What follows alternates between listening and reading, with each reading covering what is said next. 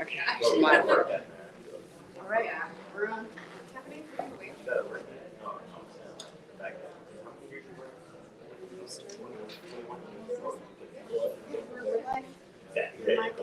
So you want to go down, take the stairs.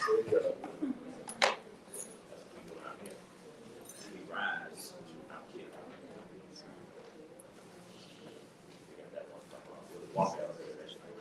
Good evening.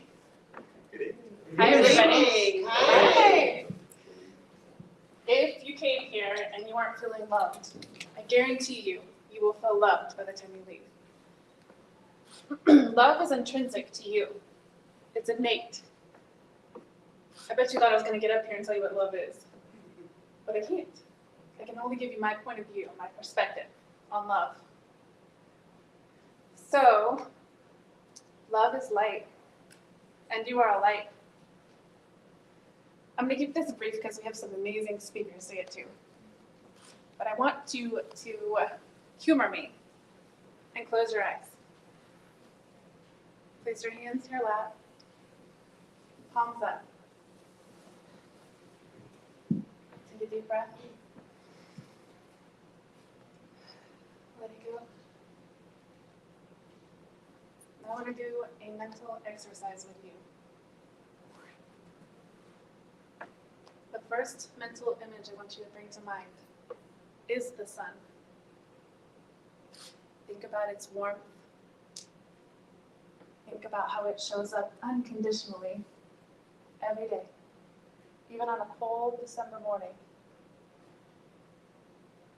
Now I want you to bring to mind somebody who shows up unconditionally in love for you every day, reminding you that you are loved and you are loved. The next image I want you to bring to mind is a lighthouse. Consider its purpose. It shines its light out over the ocean to guide ships home. Now bring to mind somebody who guides you home, back to your authenticity, back to your purpose, and reminds you who you are. The third image I want you to bring to mind is a disco ball. Think about how the light reflects off each of its mirrors. It shines. Consider the place you might find a disco ball and what kind of love might fill that energy. Maybe you're thinking of your favorite song. Now bring to mind somebody who shows up in your life like a disco ball, full of energy and love and light and shining. It reminds you to lead with love. Now open your eyes. How many of those people were you? Did you think of someone else? Or did you think of yourself? Oftentimes we like to think of love in terms of the other instead of ourselves, because how egotistical is it to think of ourselves as love? But we were put on this earth to love and be loved. So, the first speaker we have tonight is someone who exudes love. The Lion team was created by Alan Little some time ago. And for those of you who don't know what a lion is, or what lion stands for, love influences others naturally. Every speaker that gets on the stage tonight influences others in love naturally. Linda Wilson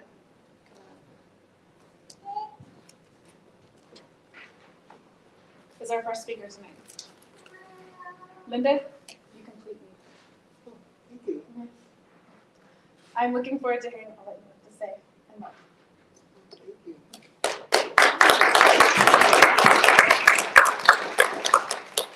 Made me feel so special.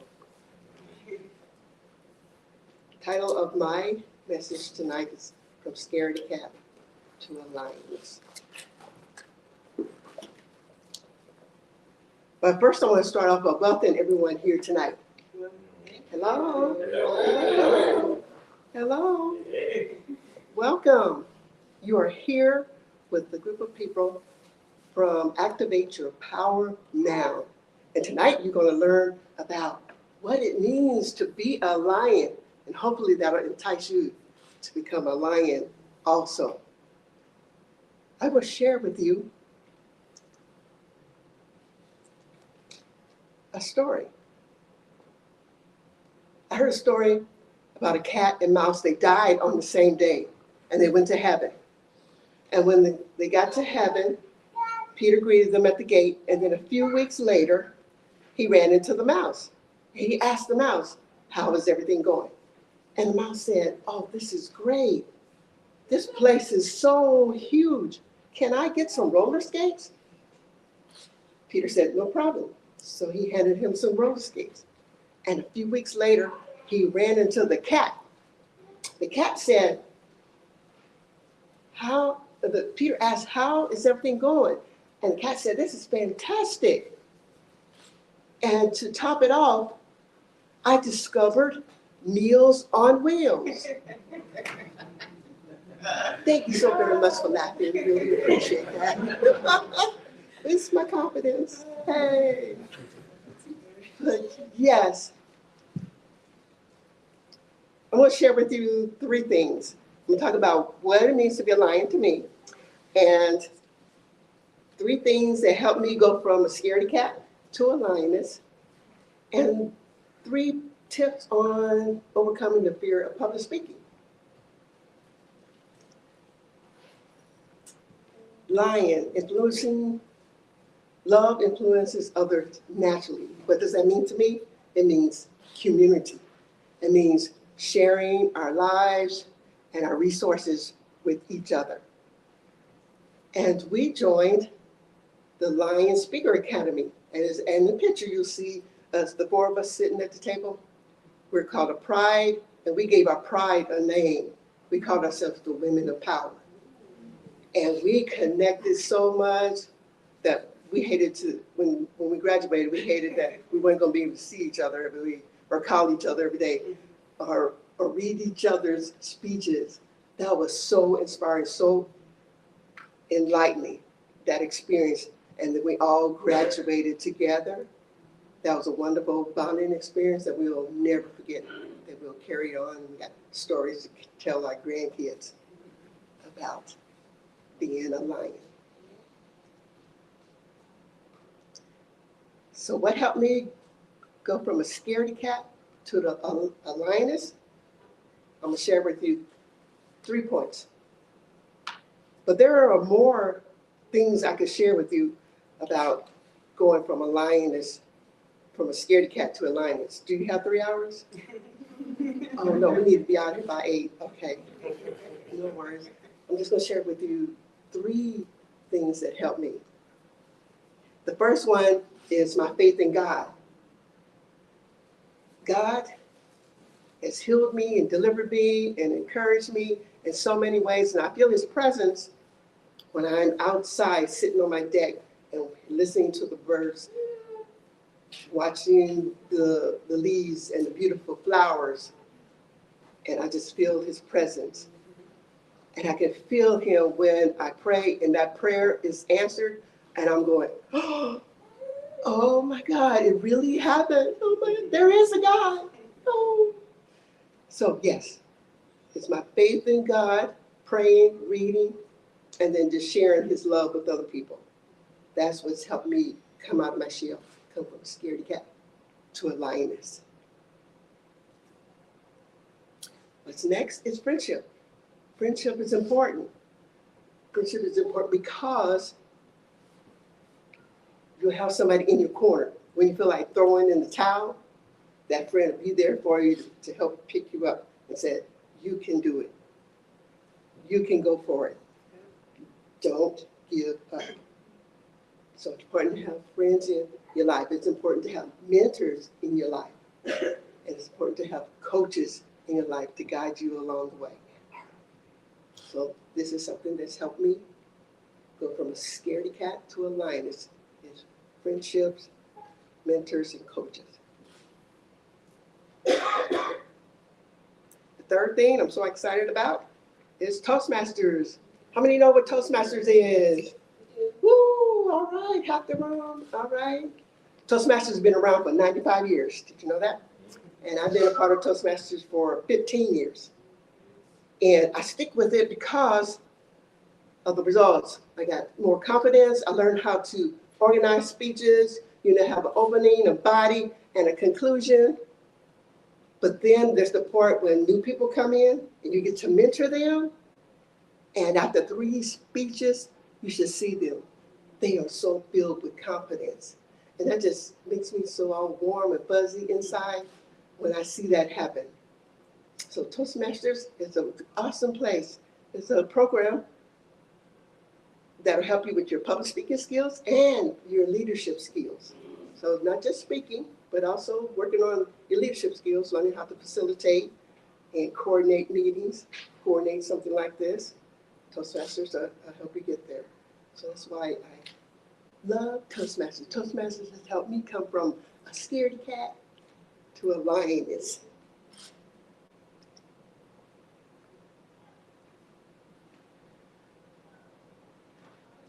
I'm going to share with you my top 3 fears, tips on overcoming the fear of public speaking. I know there are tons of examples and tips. Like, do you have 2 hours? No, doggone it. Well, you have to come to one of our meetings to learn more about Toastmasters. But the first one I want to share with is practice, practice, practice. Because if you do that, that's half the battle. That will diminish the fear of standing in front of people when you know that you have practice. And the second one is to know your why. I didn't understand this one before. I just realized this just in the past year of understanding and knowing your why when you want to present your message. Because before that, it was all about me. I was worried about how I look. Does this look okay? How's my hair? How's my lipstick looking? I was worried about that. I was worried about stumbling. And of course, my knees are shaking. But you will feel those butterflies in your stomach, but Toastmasters has helped me to just let those butterflies form and fly in formation.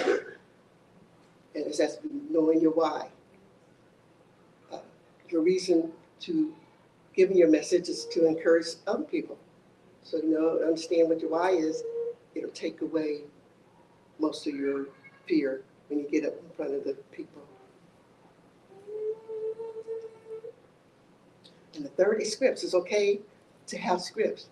And I know I'm learning, I definitely need scripts, but what helps me is I like sharing PowerPoints because I can add in cute little pictures to help explain what I'm trying to get across.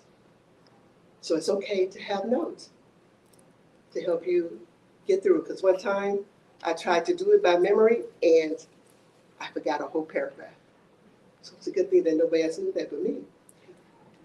But it's okay to have scripts and notes to help you along the way. And another tip is I print out the PowerPoint and have it up here just in case you have technical difficulties. Something shuts down or goes out, cuts out, you can go to your PowerPoint and just keep on moving forward, just flowing. So yeah, practice, practice, practice. Know your why, and then it's okay to have notes. I thought this quote from Maya Angelou was very fitting for this evening. It says, I learned that people will forget what you said, and people will forget what you did. But people will never forget how you made them feel. So our desire for this evening is to make you feel empowered, inspired, encouraged to follow your dreams. I have 3 questions for you. Would you like to become a lion, There are a lot of people here you can connect with, get more information. And I would like for you to share your story with me. And how you can do that is I would like for you to be on my talk show so that you can share your story, your testimony, and information about your business to help your business to grow. And then last is I want you to join Toastmasters. So feel free to contact me if you would like more information on any of these. And I have handouts in the back, and it has my information on there. So feel free to reach out to me with your questions, and I'll be glad to help you. So thank you. So now let's give a big warm welcome for our MC, Ember.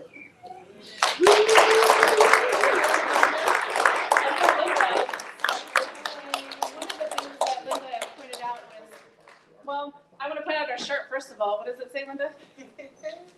Oh, intentional. Intentional. This is my word for next year, being intentional. One of the things she pointed out was surrounding yourself with friends, coaches, and mentors will raise your vibration. It will take you where you want to go. So her message of intentionality with her shirt and her speech tonight is very fitting. Before we intro the next speaker, I'm going to read something to you. It's about how you can continue to share the love and remind yourself in moments of, darkness, when you get down on yourself, you've lost your light, how to get it back, or to remember it never went away. The fire starts with ignition. Friction creates a spark. That spark touches dry old material forgotten by time and dull. That spark voraciously consumes the listless fibers, changing their shape and allowing them to embody a new version of their former selves. As the flames grow through the process and the excitement mounts, a beautiful chaos and dance between the old and the new. The past and the future settles down in the aftermath, beautiful glow that is brilliant and warm, radiant and still very hot. The embers remain glowing, ready for you to stir anytime you want to rekindle your flame. You need only to take a slow breath in and allow that air to reignite your being. Our next speaker is Chanel, and Chanel was my heart partner through the Speakers Academy. When you have a moment, after this is all done, after all the speakers are done, take a moment and share your heart with somebody in the room. We took some deep, intentional time sharing our hearts with one another. If you have that one lifeline that you can call anytime that you need it, when you really need someone to just unload on, or everything that just comes up in your life that seems to weigh down on you, you can call that person, no matter what they're going to pick up. Chanel is that person. I'm really excited to hear what she has to share. Thank you.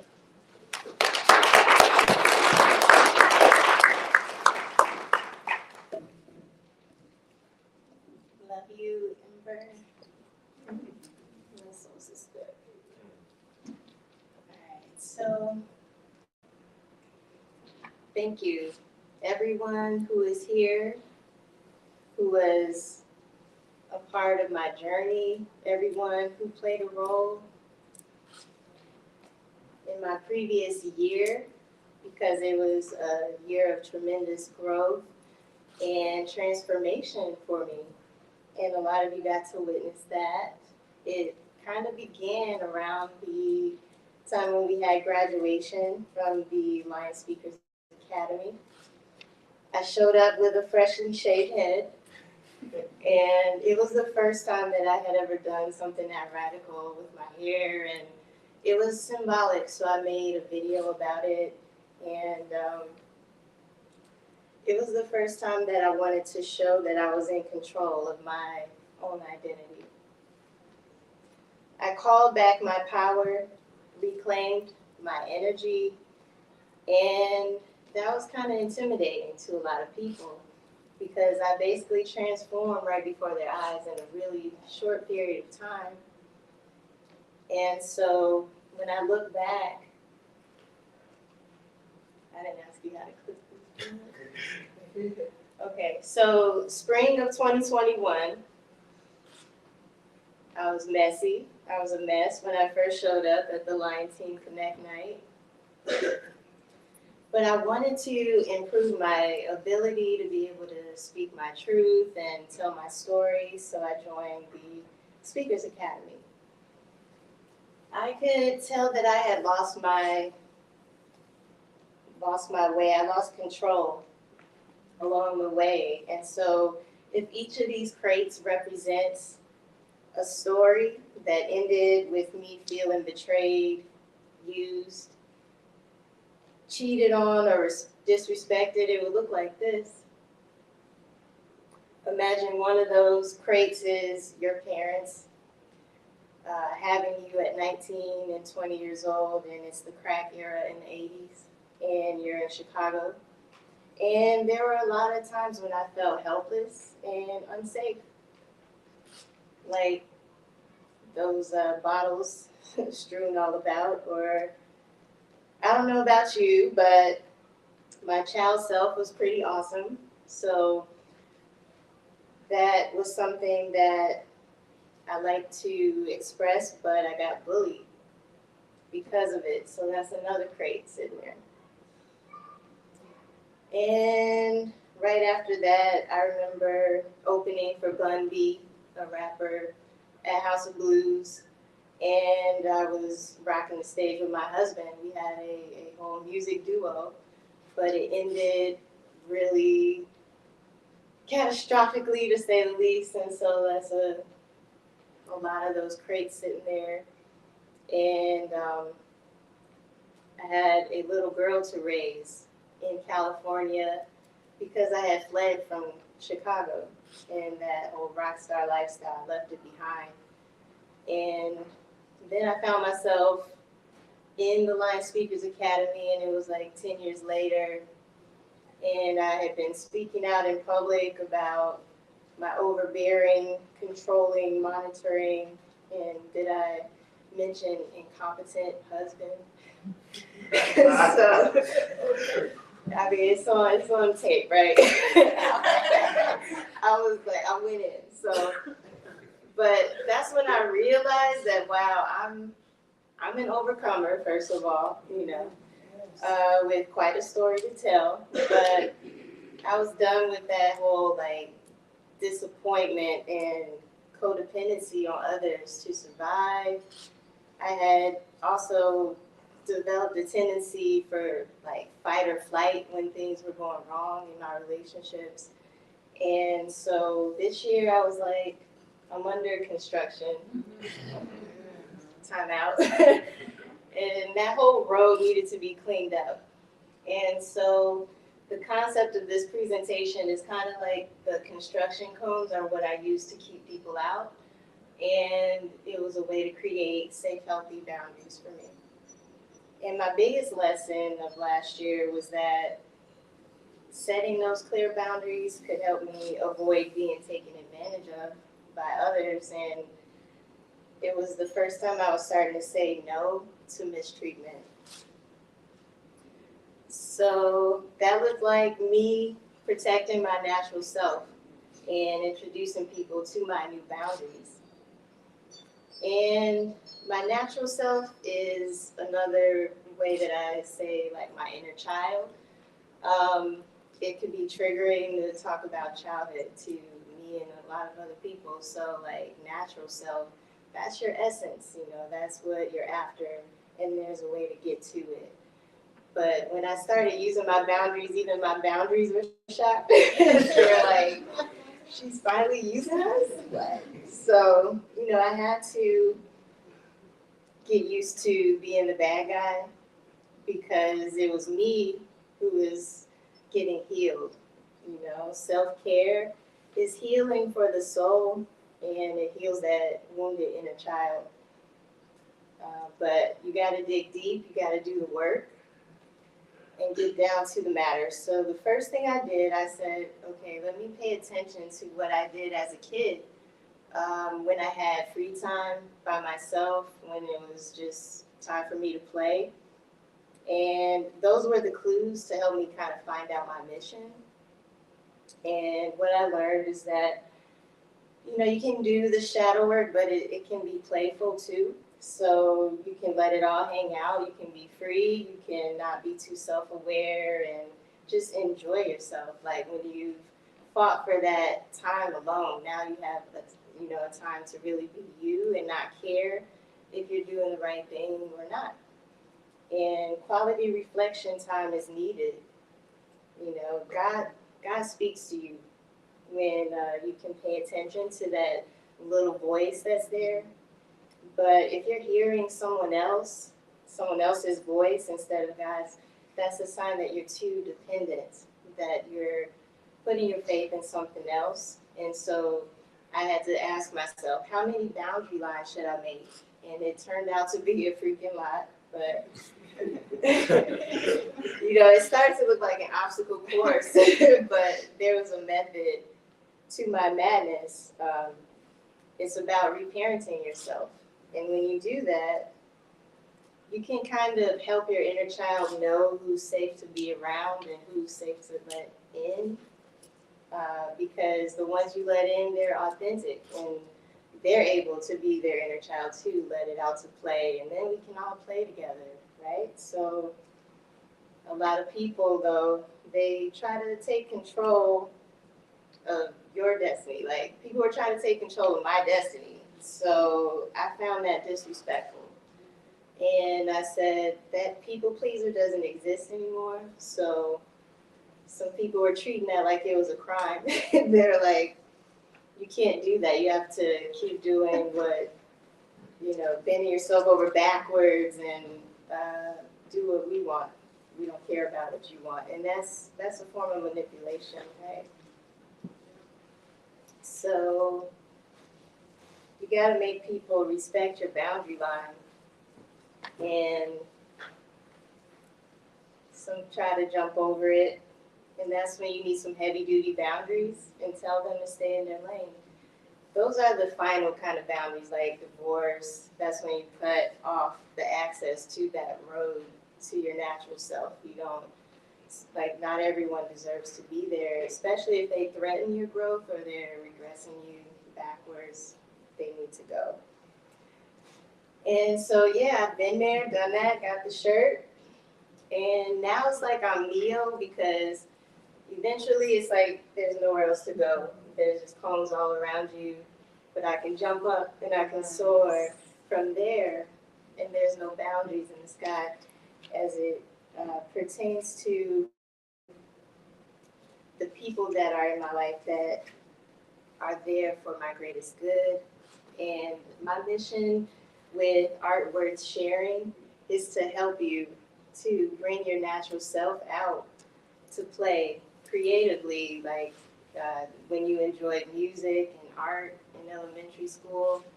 This is what I ended up getting at after learning all the lessons. And so it's playtime. Who wants to play with me?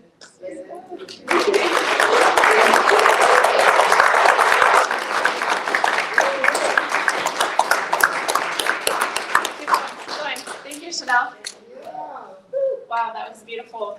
How many of you found yourself in an unsafe place where you were in a box and there was nowhere to turn and you had no one to call and you had to create what that looked like for you? And Chanel, you've done it in such a playful way with your art and your smile and just the way that you just keep standing firm in your truth. It's beautiful. Yep, that's it. Our next speaker stands in his truth, continues to show up. He is the North Star of his internal self.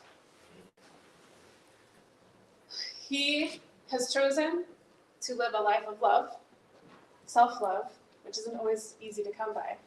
If you remember thinking back to all the imagery I gave you to start with, and thinking of others sometimes before the self.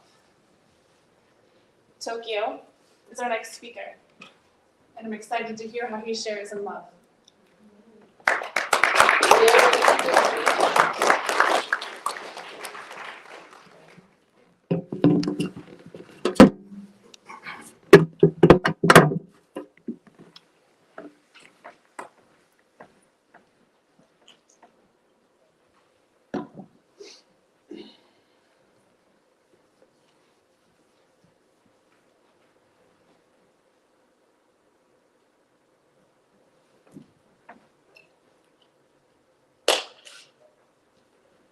feels more natural to have something in my hand. Good evening. Good evening. My name is Tokyo, and love, as I've learned, thanks to this amazing dude, does influence others naturally, in a most profound and natural way. Because love, if you get scientific, you want to allow your nerd self to come alive right now. Love, on a metaphysical level, when applied to plants, in relation to plants that are spoken hate towards, will show an increase in stimulated growth.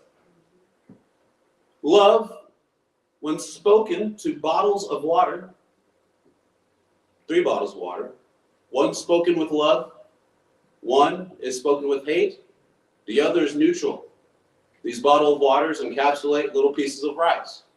They're left alone for a week, I believe, and the process that takes place is quite interesting. The bottle, spoken with love, begins to ferment. And if any of you guys know anything about that narrative, fermentation is the best situation. The bottle, spoken with hate, developed a darkness, a murky black substance. And lastly, the bottle that was neutral did nothing, just soggy rice. This is to say, my friends, that if you decide to choose love not only for yourself, but a lifestyle, I do believe you will see a germination process begin to unfold within your life. We also know this as a life of abundance, right? Abundance is a cup that runneth over. Abundance is a life that does not lack. Abundance is agape. I can do for others without needing anything else for myself because I have it to give. Without stipulation, connotation, hidden schemes, or trying to gain your approval. You see, love, from a natural standpoint on the self, allows you to grow within. See, for the longest time, I did not love myself. In fact, I would say I didn't start loving myself till this November. There was a warm, fuzzy feeling that I got inside myself that was quite strange because I had never felt that way before towards myself. This is weird, but it was magical because I was so critical of myself, knowing where I should be versus where I am. A lot of you guys can relate to that. And seeing the excuses I allowed to take place in my life forced me to judge myself to where there was no love, only judgment and ridicule, like one of those overbearing parents. But it wasn't out of hatred for myself. It was simply because I wanted more for myself. And so oftentimes, if we relate it to a corporate job or a manager or somebody that has employees, what do you do when you want the person to do better? Whoosh. But sometimes cracking the whip ends up creating negative results. Resentment, right? Lack of activity, shutdown, total shutdown. I saw this within myself. I was shutting down towards my dreams and goals, and then hiding behind social media or distractions, right, to keep myself from facing the truth, or maybe just dealing with that. See, sometimes when you make the space to love yourself, you make the time to figure out how to do just that. And when I took the time, now I was lucky enough to have a spiritual seminar that allowed me to unlock the ability to hold space for my human concepts, where I was no longer fighting the aspects of me that got in the way of me getting towards my goals, but instead facilitating a space to say, okay, why are my excuses even existing? What causes the excuse? What's the human narrative in this? Okay. And so I came to realize that that human context is like a crying baby. Okay. I don't know how many of you guys have kids, but every once in a while you want to shake your kid. Shut up, be quiet. So, but you don't do that, do you? Instead, you're like, okay, what's going on? Are you wet? Are you hungry? Do you need a burp? Do you have a little tummy ache? You try to become a detective in figuring out why they're crying. Or are you fighting sleep? But you provide a facilitation of space and patience for the crying child. When I did that for myself, it changed everything. That's self-love. Providing space and space and the opportunity for what's going on. Why? Okay, cool. Listen, I hear you. I know you want to do this, but we're going to try this instead. We're going to go over here. Okay. It's going to be okay. There's a level of reassurance and empathy that goes into self-love. Again, as love manifests within, the growth is 10x. I wouldn't be on this stage right now if I didn't love myself, because I wanted to give up so many times. But I realized that when you begin to love yourself, you also begin to hold space for what yourself wants. And at the end of the day, if this is my last day on earth, it is the opportunity to leave a legacy behind by leaving a lasting impression on the people within my space. So if I never see you again, at least I did my part to use the opportunity that the universe has given me to operate within my truth and passion, which is the untapped potential of human beings. And that is why this particular topic, love influences others naturally, is such a resonance, is such a sensation. You have, sometimes things fall and they go thud, right? And a lot of times, things fall and they have a nice little bing sound to it. I relate love to having a high ping sound, a high frequency. Again, we've said this before. Love, and a metaphysical narrative, allows you to facilitate growth amongst trees, plants within oneself. Now, how does that look on the outside? Talk about law of abundance, right? When the love manifests within, we see growth within ourselves. That growth allows us to begin to personify that truth and narrative on the outside. So what does that look like? Well, all of a sudden, Miss Linda here has new accounts popping up all over the place. Oh my gosh, I had the biggest month of my life. I don't know how. It's taking time for yourself, because as you grow within yourself, there is a resonance, an energy that shifts, and people feel that. And they're like, no, Linda, I don't know what it is about you, but I wasn't going to buy a house today, but I'm going to buy you. You can have that effect on people. It's substantial. And then you see it manifest in different ways. Maybe you sell a car. They buy a car for the husband and the wife, you know? Maybe it's simply put that you're just trying to get the damn job. You're starting over. And you have the ability to go in there and wow that interviewer, not by wanting their approval, by simply existing within your truth. Because you've given yourself the okay to be you. And if I may speak for myself, again, I'm holding my can up here. This is me. I'd rather hold a can because this is a social environment, so it feels great. And I'm thirsty. So, as me, I'm going to go off topic real quick. This is a perfect example. I'm thirsty. So instead of saying, no, child, you need to wait your turn and go up here, you have a job to do. No, I'm thirsty. So I'm going to give myself permission to have a drink in front of you while doing my damn job, doing my mission. Thank you. And it's something that small, guys. This isn't rocket science. You know, I might have spoken metaphysical, but it's really simple. It's facilitating space, that it is okay. And sometimes it will be weird for you to be your authentic self. And that's okay. I'm a manifestation of it. I can't tell you how many times that people have said, you should have braids. You should have dreads. That's not authentically me. And that's okay. So what happens? Well, I could begin to hate myself for being the way I am and shave all my hair off and try to be Alan's twin. Or I could be me and still have the best bro in the world as myself, right? And so what I will say is this. Good, getting off topic. Self-love requires risk. Because the scariest thing about loving yourself is the alienation that nobody will love you back. But it's a conundrum, isn't it? Because if you're loving yourself, at what point do you need somebody to love you back?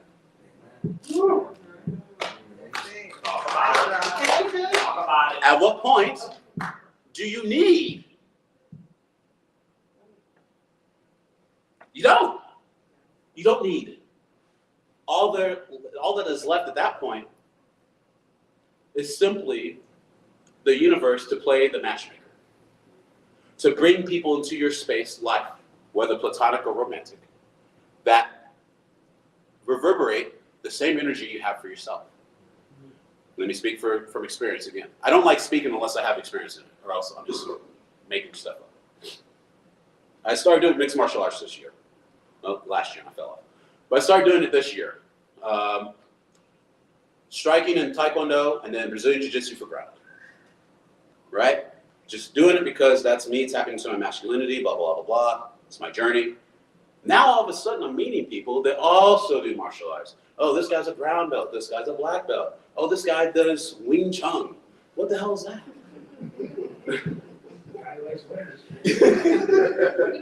But I'm meeting people that are within the space that are just awesome dudes. And you guys have heard this before, iron sharpens iron. But if I wasn't authentic to myself and operating within my zone, facilitating self-love, self-expression comes from self-love, by the way, I wouldn't meet these amazing people in my life.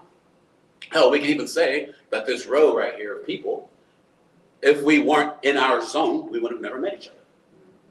But each and every one of these people had a burning desire to share something on their heart from their life, and a class connected all of us together. The universe worked in our favor, right? So anyways, self-love, when manifested outside of you, begins to shape your life differently from a social narrative and a financial narrative into a lifestyle narrative. When your social narrative begins to shift and you begin to get people that are coming into your life in your zone, in your same space, your same speed, your same lane, all of a sudden, you're not having to worry about social equity anymore. The social equity is most Kensingtonians, I'll use for example, wear masks, social masks, in order to protect the people whom they are trying to gain their approval from. When you begin to love yourself, you no longer need the social mask. When you drop your social mask and live in authentic truth, those people, as you grow, will shed away like a snake sheds its skin when it grows. Make sense? Okay. So your social circle will begin to shift and change and operate in a way that it complements your lifestyle. And these people will begin to push you in ways you never thought before without there being pressure. Push you in ways without pressure. How? Because as Alan is on a spiritual journey in Hawaii, I'm like, oh my God, that's so amazing. He tells me about his experience. Now I'm going on a spiritual journey in Florida, right? See, we push each other in ways that when we share these great things, it's like, oh my gosh, like, you gotta try this. Like, oh my gosh, this just happened for me. Dude, I was over here and this happened for me too. Wow. It begins to shift in the format of finances. I can speak for myself. By being able to love myself and be authentic to who I am, the biggest thing I notice is that my clients, I have a black car chauffeur business, doesn't matter, but my clients saw something in me and it allowed me to be able to leave a lasting impact. And so the companies I partner with have clients that request me. You can't give them your cards because that's stealing and fine, whatever. But these clients request me. Hey, is that guy, is he available? Right? That's huge. Now, whatever business that you're in, I don't care if you're a worker at a Foot Locker, those people that remember you will begin to say, hey, I want to buy shoes from you. So as my time is run out, I will say this and I'll let you go. If you don't begin to love yourself and operate with a love narrative, how can you ever expect to see the growth you want for 2023? Think about it. Thank you.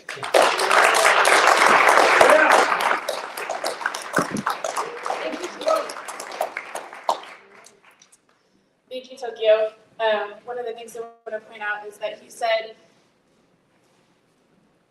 a lot of us look for outward validation instead of inward permission. Why are we looking to other people to give us the permission to do the things we want to do? We don't need other people's validation. It's already within you. You are already loved.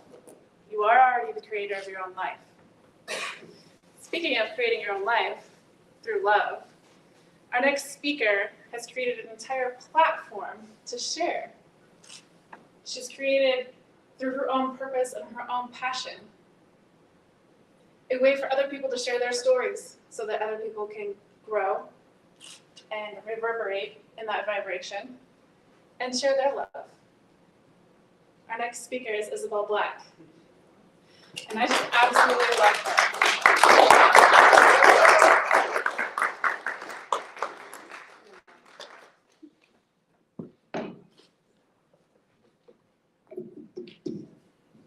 Hello, and thank you everybody for being here tonight. And it is our full circle, Activate Your Power Now. That means it has been 12 months since we stepped on this stage intentionally to give back to all of you. So I thank you so much for being here today.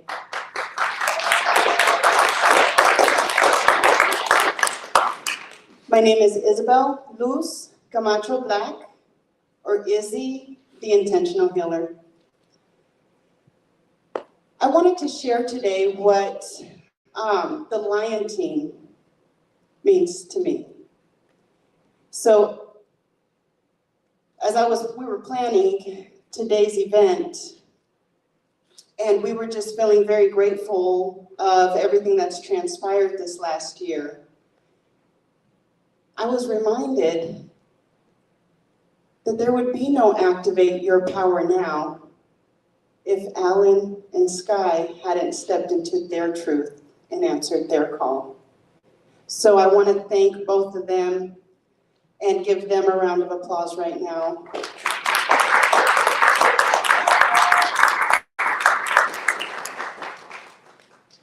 It's called the ripple effect, as Aaron Page says. And because they answered the call, we are still living the ripple effect. We heard a lot on stage about tribes or finding the people who are for you, not the people that are gonna block all your dreams and tell you why they can't happen, but the people that are gonna say, you can do it. I know you can. I can see it in your spirit. I see it in your eyes. That's the kind of tribe you get when you become a lion, or you get activated into your power, which then leads you to become the best you. And that's another movement that we couldn't have, that I couldn't have been a part of today if it wasn't for the Lion Team. So if you're not a lion, I encourage you to look them up on Facebook and follow them and connect, because there's a lot of amazing people within that group. But I did want to share with you today that although we are hearing how love influences others naturally, it's important to know that we're actually influencing other people all the time, even if it's not with love. So every day when we show up in the world, we're either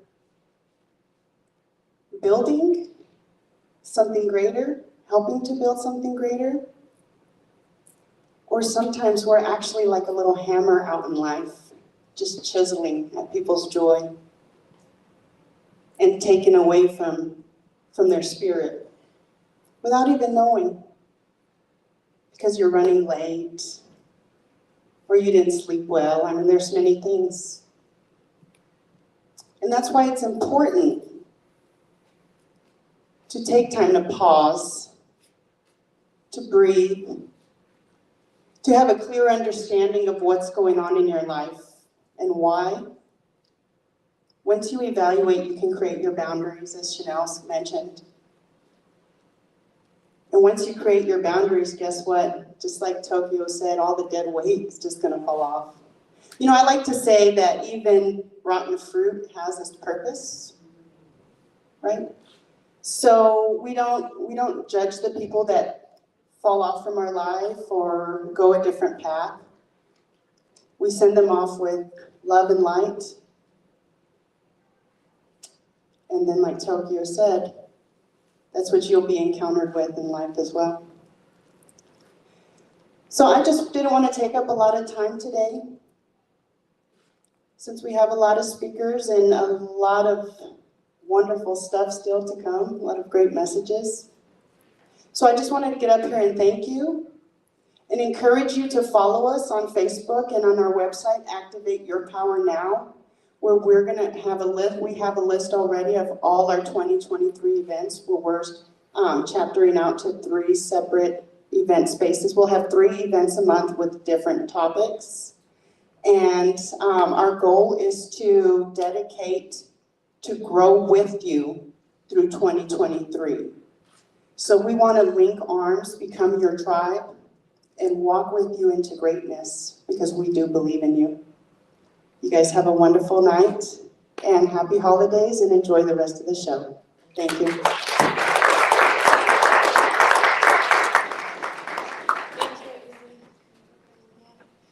If you guys haven't already, in the back, there's some flyers that give you the dates for next year for Activate Your Power Now. One of the things Izzy mentioned to me about Activate Your Power Now is that it's a high vibrating existence of humanity, where our inner demons or our past traumas are no longer guiding. Rather, we see humanity rising up, uniting in love. If you've been influenced by one or more of the speakers here tonight, that's what you're going to find next year, and it's only going to get higher in vibration and higher in love and higher in influence. Which leads us to our next speaker, who is the embodiment of love, all the way to the extremity of changing his last name to Love. James Love doesn't judge. And I'm excited to share the stage with somebody who has such love in his heart to give to others. But first,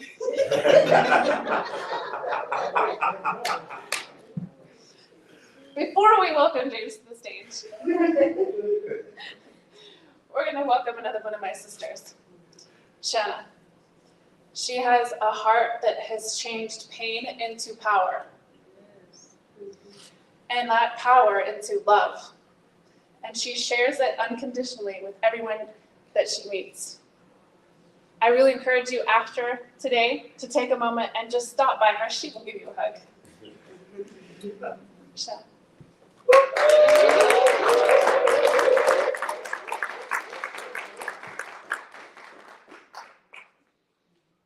Good evening. Good evening, everyone. Good evening. Good evening.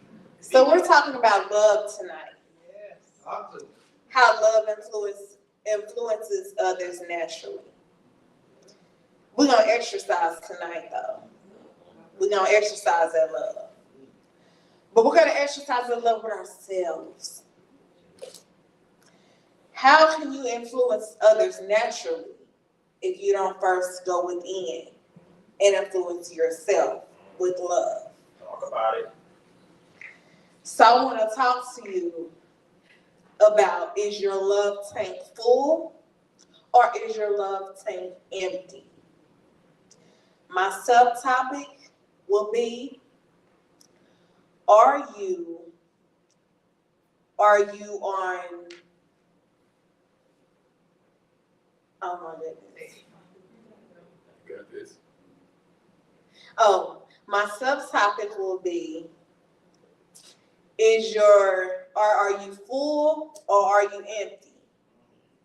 So my topic is your love tank full or is your love tank empty? And then I will be going deeper into that and talking about how you can fill your cup, how you can keep your cup full. Okay. So I I've been gone for a minute, but I'm back. Better than ever. Better than ever. I'm so glad to be on this stage tonight and in front of you all. I joined the Lions team because I was at a poetry meet and I met the wonderful Alan Little and Sky. And I do poetry. I'm known as the infamous poet. And we met, and he was like, you should come to the Sunday Night Connect. And I was like, okay. So I came to the Connect. And I didn't know I was gonna be doing poetry at the Connect, but I was ready. If you don't get ready, if you're not ready, you have to stay ready. So I was doing poetry at the Connect night, so that's how I became a member of the Lions team. And then the Lions Speakers Academy came along, and I joined that, and I met all these beautiful speakers. So, your love tank. Do you love yourself? Ask yourself that question. Is your love for yourself out of passion for others, or is it out of passion because you really truly love yourself? Some people do things for others because they don't love themselves. How can you do for others and you don't love yourself? Ask yourself that question. I had to go deep within myself and ask myself, did I love myself 7 months ago? I had to do the work, the shadow work. And I realized that I wasn't loving myself. I was people pleasing. So I had to destroy that people pleasing. How did I destroy that people pleasing? I went deep within on a deep journey. It was hard, it was rough, but it was necessary. And here I am to say I conquered, I overcame, I destroyed fear, I destroyed that ego, I destroyed that depression, I destroyed the mental framework that needed to be buried. I destroyed it. So, how do you keep your love tank full? What embodies you? How do you keep yourself full? Is it because of other people, or is it because you take time out for you? Taking time out for you says a lot about you. It says a lot about your values. It says a lot about how you think about yourself. You put yourself first. That's one of the ways that you can keep your tank full, is you put yourself first. But in putting yourself first, there's boundaries, as Chanel stated. So you put yourself first, but you have boundaries. That's one of the ways. Number 2 is you prioritize. That's the same thing as boundaries, but you prioritize. Can this be done now, or can this be done later? That's another way that you can keep your love tank full, is by noticing, am I putting too much effort and time into this one thing, or am I putting too much effort and time to another thing? I had to do that. I had to ask myself, am I being authentic to myself if I say no? Am I being authentic to myself if I say yes? Ask yourself those questions. You have to. Because you wouldn't be authentic to yourself if you didn't care about yourself. And so, in doing that, I found out a lot about myself. I found out that I was stronger than what I thought. I found out that I chose me when I didn't think I chose me. I was choosing me. And I found out that there are people in your circle that truly love you when you think they don't. They truly are there for you. Sometimes they don't know how to reach out to you because you closed that boundary, but they're still there. And you need to reciprocate that. You need to reciprocate the love that they're trying to show you, but show it to yourself. So we're gonna do an exercise tonight. I want everybody to stretch your arms out in front of them. Okay, now we're gonna cross our arms like making an X, and you're gonna hug yourself. You're gonna hug, not your neighbor.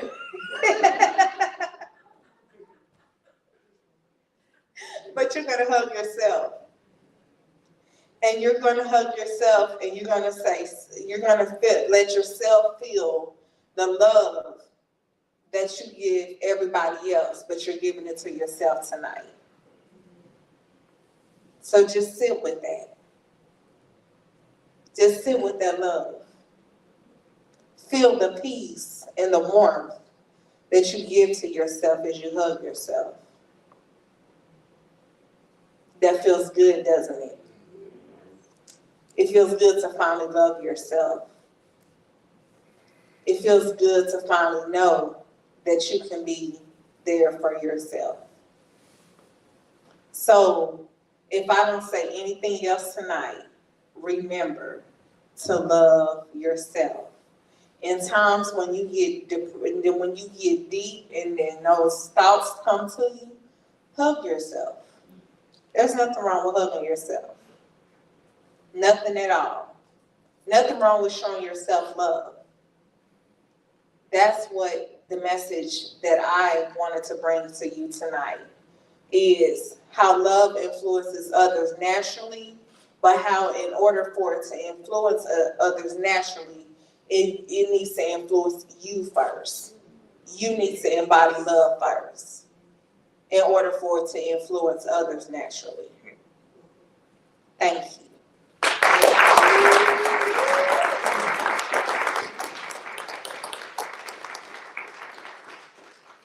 Thank you, Shannon. Whoa. Do you guys know you have a love tank? Yes. You know now you need to fill it up first for you? You can't pour into another cup if you're empty. And give yourself grace with it too. Don't judge yourself if you introduce the wrong speaker.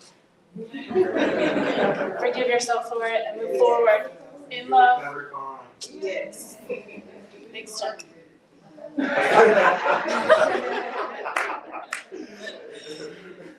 So without further ado, our next speaker is James Love.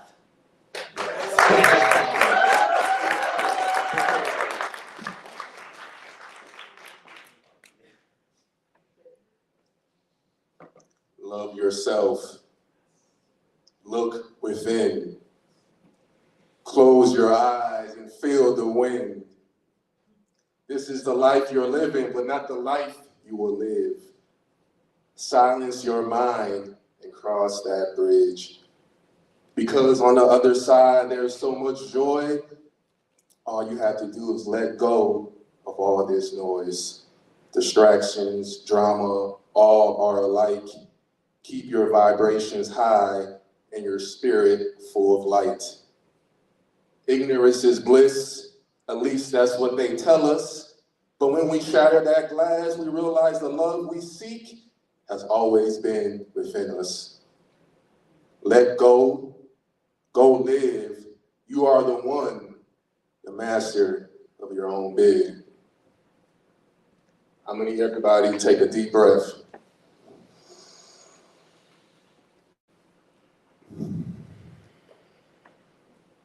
The other night I had a dream.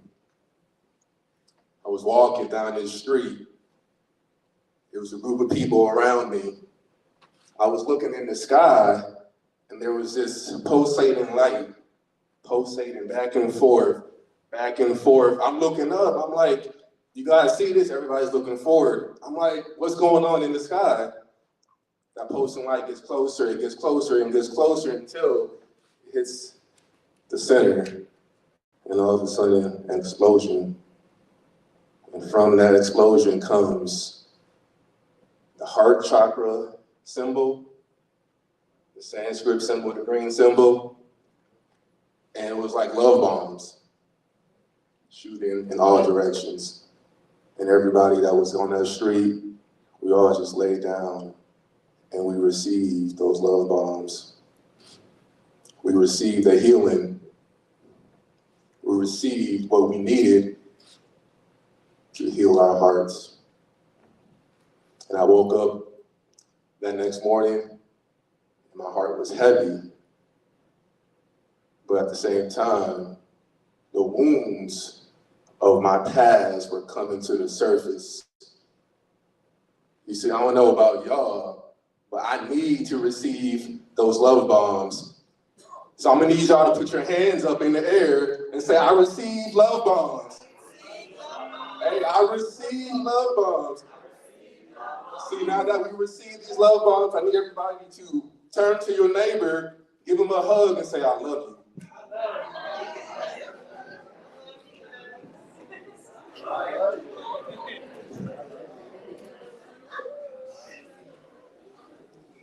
See, now that we receive, we are giving, keeping that flow going. You see, my name is James Trey Griffin, and today I'm going to speak about how love has taught me to be a man. You see this shirt I'm wearing right now, don't judge, send love. You see, for so long, I wasn't sending love to myself. You see, we are our worst critic, the person that we judge ourselves the most harshly. And I think for me, it started to surface when I was about 15. I came home and my sisters, they ran up to me. Trey. Ma's in the room. She's crying. I'm like, I just came from outside playing with my friends. And I'm like, what's going on? So I head in the room. I see there's a letter in her hand. And she's crying, and through the tears, she said, your father's leaving us. And I'm like, damn, what's going on? What happened? You see, he went and came down to Kansas City. We were leaving in Jersey. And he came down for his job. So I guess that gave him an opportune time to send a letter and really express his feelings. So she handed me the letter for me, and I read it, and the only thing I remember was, Trey, you are now the father, the man of the house, take care of your mother. And I was confused, like I was just outside playing, and I'd come in, and now I'm the man of the house. What does that even mean? I'm asking myself, can I even fit those shoes? So now the bar is already set high, and at the same time, my father left. He's not even in the same house. He's all the way in Midwest. So now there's chaos in the house. My mother's crying. I'm trying to be the rock. Take on those feelings and those emotions, but they weigh me down because I don't even know how to process my own. It's one thing to being a man of the house, but for me, the only thing I knew was I saw my dad. He took care of the bills, took care of everything, and everything was peaceful for the most part. But now everything is chaotic in a split of a second. And here I am having to take on that load and put it on my back because that's what a man does, right? He steps up. But yet at the same time, it was too much. And I crumbled. See, not only did I believe that I failed because I couldn't fix my mom's broken heart, couldn't stop the chaos that was happening in the family at the time. But at the same time, I was guilty because I ran away. I ran away inside myself. I ran away just like my father did. I ran away, and it was hard for me to really accept that as a fact. It was hard for me to accept that I couldn't save my family. See, this is hard for me to say, being vulnerable, putting my heart in my sleeve right now with my mom in the building and my sisters. But I'm stepping up now because it's time to heal the family. You see, I became apathetic. I became emotionally detached.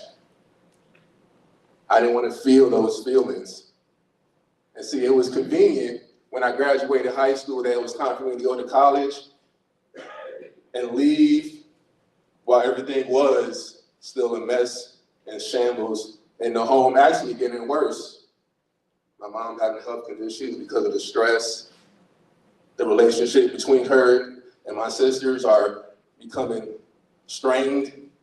And here I am at school. It's a convenient distraction, of course. I was telling myself, but at the same time, in the back of my mind, I knew things weren't right. But here I am, still distracting myself, still being apathetic, thinking that everything will just fix itself. I couldn't fix it, so I'm just gonna revert back into my shell and hope that everything just over time becomes better. It didn't. It actually got worse. It wasn't until I got back and a few years going through depression. But what saved me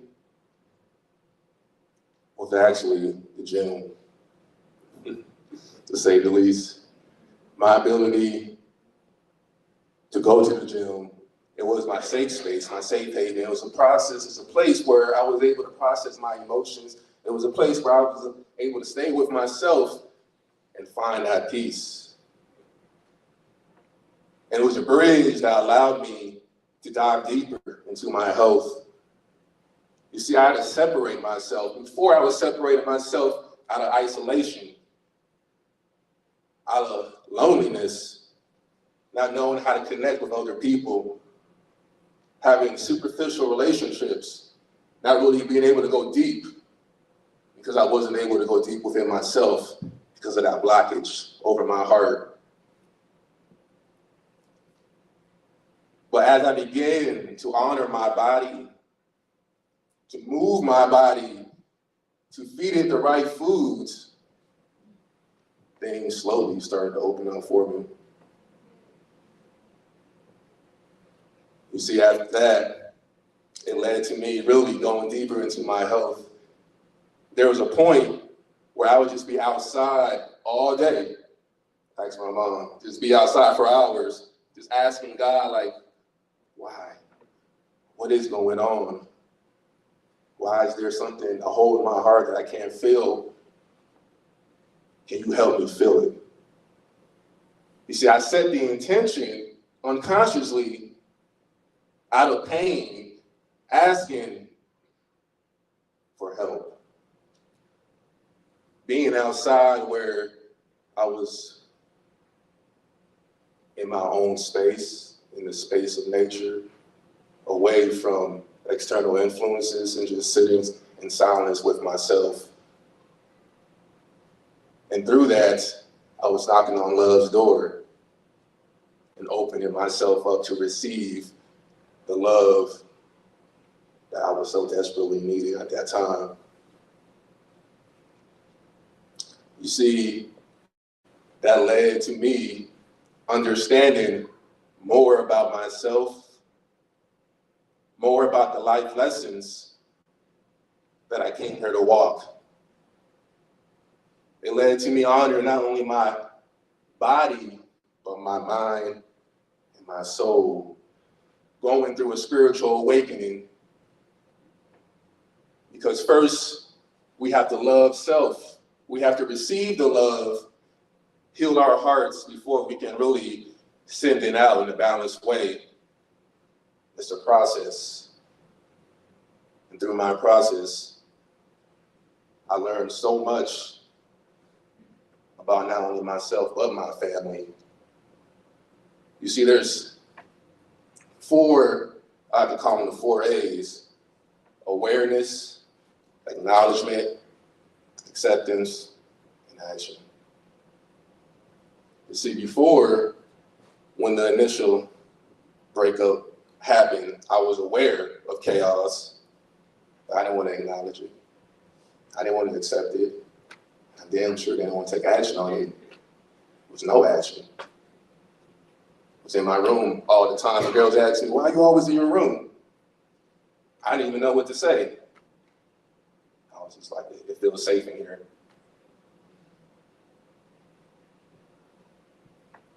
But see, I learned that we have to feel all of the feelings. All feelings matter. That's what love has taught me. We can't hide from ourselves. We can't separate ourselves from our heart, from our pain, thinking that it's going to go away. Yes, we can create a space temporarily where we can recede too, but eventually we're going to have to step up into that pain, step up into those feelings and allow them to wash over us. So I began to become more aware of those feelings. I began to actually acknowledge those sentiments and then walk through the process of acceptance. And that's a process in itself. It's not a night or day. It takes time. It takes understanding. It takes clarity. It takes self-inquiry, asking the right questions, and waiting and receiving. And through that, I learned how to forgive not only myself, but my father, my mother, my sisters, everybody that was involved in that situation. All the anger I held in my heart, I didn't even know it was there, the resentment just came out in a burst. And it was so releasing. They say the truth will set you free. And love will also set you free, because love is truth. That is who we are at our core, is love. It is truth. Everything else is an illusion. The mind plays games on you, and if you believe it, you will see it and perceive it. So it's up to us to pay attention to our thoughts and don't believe the hype. Don't believe those fears. So I'm gonna leave and just have one thing. I want everybody to put their hands to their heart, close their eyes, and chant to themselves, I let go. I let go. I let go. And remember, everything is an expression of love or a call for it. Thank you.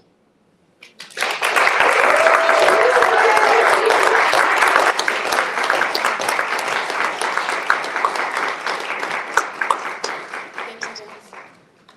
Everything is. Can we get a round of applause for that?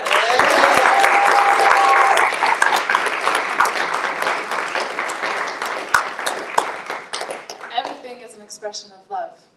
You are an expression of love. Don't forget those love bombs, though. Once your cup is full, you can give them to everybody. Our next speaker, I met about a year and a half ago now, I believe. And through the Lion team, you get a whole family. And family is not blood. Family is who you can choose. You can be blood, you can choose your blood family to be your own. But family is who's there for you, that stands with you through love, through hard times, through good things, bad things. Our next speaker has been through a lot, but the love that she shares with others definitely shines through her expression of beauty and love for all people. Sky Noel is our next speaker, and I'm excited to hear what she has to share in love.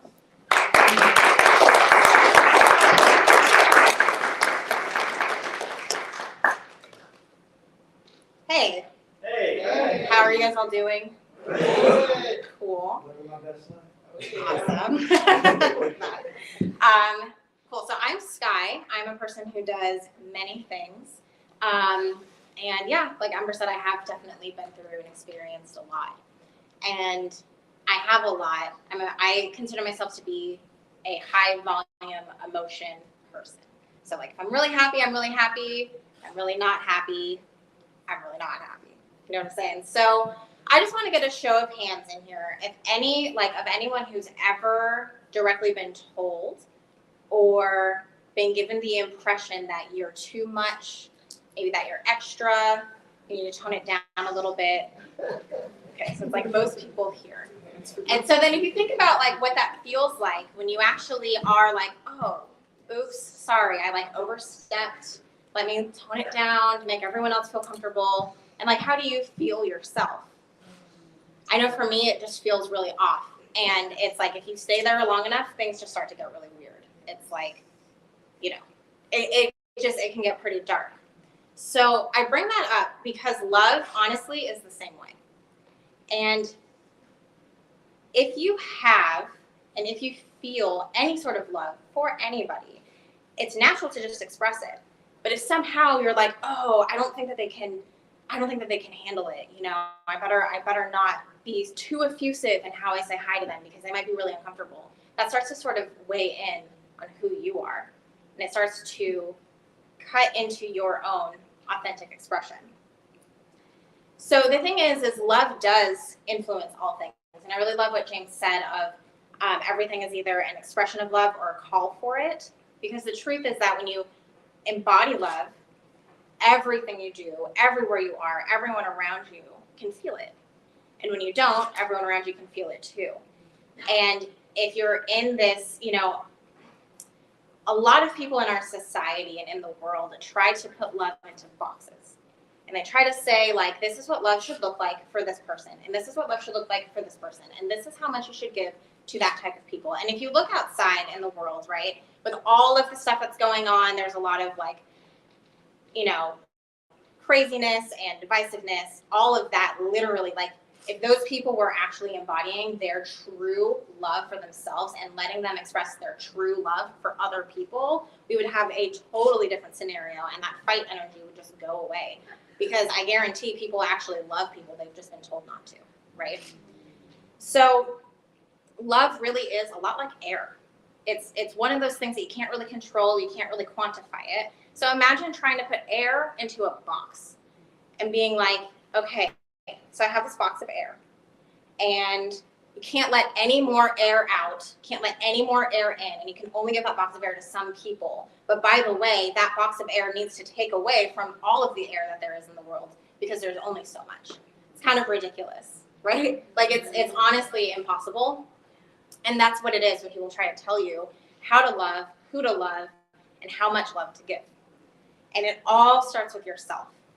And loving yourself is a major theme that we've heard tonight, and it's so important.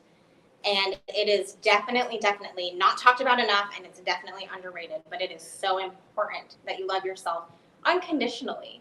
So even if you know that you messed up, even if you know you made a mistake, love yourself anyways. On your worst days, love yourself anyways. And the truth is that the more you love yourself, the more it kind of just naturally flows to other people. you guys ever notice that? Like when you feel really good about yourself and you really love yourself, all of a sudden, like everyone's your best friend and you just love people. So if somehow you have to sort of hold that back, you're also holding back love for yourself. So a really interesting topic and like a totally hot topic that people talk about is romantic relationships when it comes to love. And pretty much it's one of those things that if you're not in one, you want to be in one, and there's all this talk about it. There's so many opinions that people have about what things should look like. And there's also all of these things that we get taught through our parents, through whatever things we absorb in school, social media, Hollywood, Disney. Like, okay, if these things happen, then you're good. If these things happen, then you're loved. If these things happen, then you're not loved. And it can be a little bit weird. It can create a lot of like unhealthy attachments, right? And it can also create a bit of a falseness. So before I was with my partner now, Alan, I was actually married to someone, and we were together for 9 years. And it didn't work out, obviously. And there's a lot of things I could say about who my ex is and who he isn't, and how he showed up in a relationship and how he didn't. But the truth is that the underlying thing was that I had to fit myself in a box in order to stay in a relationship with him. And it took me a while to love myself enough to see that. But if I even tried to step out like a little bit, and not even just, I mean, for anything, it started to be uncomfortable. It started to be a bit of a problem. And what's so weird is that everything on the outside checked all of the boxes. Like everything on the outside had, you know, the checklist I was just talking about, pretty much we had that checklist. It was like, you know, good family, our families like each other, we're both nice, our community likes us, whatever. And I can honestly tell you that I have never been more insecure in a relationship than that one. And it really was because of how I was not showing up for myself. And not, like, I constantly was like, I'm too much, I'm too much, I'm too much, I'm too much. And it just became a big problem. And it didn't work. And obviously, it's just like, okay, no hard feelings. And honestly, as crazy as it was, that was such a long relationship. It was honestly the smoothest breakup I've ever had to eat. Like, also, it was so obviously not compatible once we both were like, okay, here we are. It's not a match. Okay, good luck with your life, right? So fast forward to meeting my partner now, Alan. So I would say that meeting him, some of you guys know our backstory, a lot of you guys don't, but it was a bit messy at the beginning, I would say. It's a bit messy, definitely pretty adventurous, but ultimately completely divine. And our compatibility like continues to blow my mind all the time. And it's really funny because there will be certain things where it's like, okay, we agree on enough of the things, but then like our skill sets and our interests and our strengths kind of balance out. But I will be honest with you guys, there's a lot of things about our relationship, especially at the beginning, that didn't have all of those, you know, societal checklists that everybody wants. I mean, I had like an entire religious organization I used to be a part of tell me that I could never talk to him again. And it just was like rough. And it's interesting though, because it's like the love I felt for him and the love that suddenly awakened in myself, it literally was like all of a sudden I could be creative again. I was like a stalled writer that hadn't written in like 10 years. And then all of a sudden I'm like creative again. And I was like, whoa, what's going on? I don't know what all these feelings are. All of a sudden I knew what it felt like to be in love and that was a real thing. I actually thought that wasn't a real thing until I met my partner. So the thing about our relationship is there's still a lot of like, you know, outward opinions about good, bad, we like you, we don't like you, whatever. Also, in our relationship, we practice ethical non-monogamy, which means we're in an open relationship, essentially, which has in itself a lot of stigma. And a lot of people have a lot of opinions about that. Also, because of the nature of our dynamic, I choose to still only be with him. So even within communities that accept that, they're still like, hey, you're not doing it right.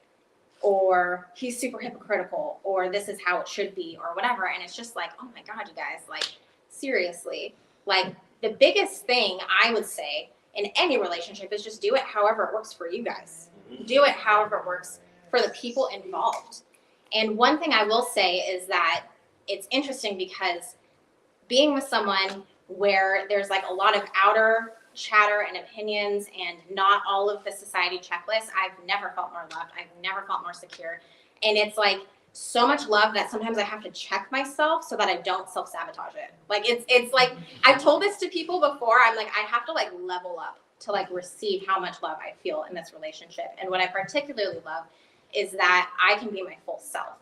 And that is like the number one thing in any relationship, especially a romantic, intimate relationship, is that each person involved can be their full, true self no matter what. And he's the first person I've ever been in a relationship with that is like that for me. And I think it's beautiful that he doesn't have to box up his unconditional, unlimited love just for the sake of being with me. And that makes me feel more loved than almost anything. So I think it is really, really important to just feel that and know that your love, however it's channeled, however it's expressed, no one can tell you what's good or what's bad or how you should do it. The most important thing is that you still get to love yourself. Like self-love is still a huge, huge part of it. So that being said, it's important to also note that another way these boxes come up, right, that society puts love into is like there's a bit of a hierarchy of types of relationships. I was actually talking to someone about this recently, but if you look at it, like there's this thing where it's like the romantic relationship seems to be the most important one once you have it. Of course, family, depending on the family, it's either like right up there with it or it's like just a little bit below it unless your family is totally not connected and it's like not that at all. And occasionally you might have like a few friends, but it's like extra weird and you have to explain why you love your friends so much.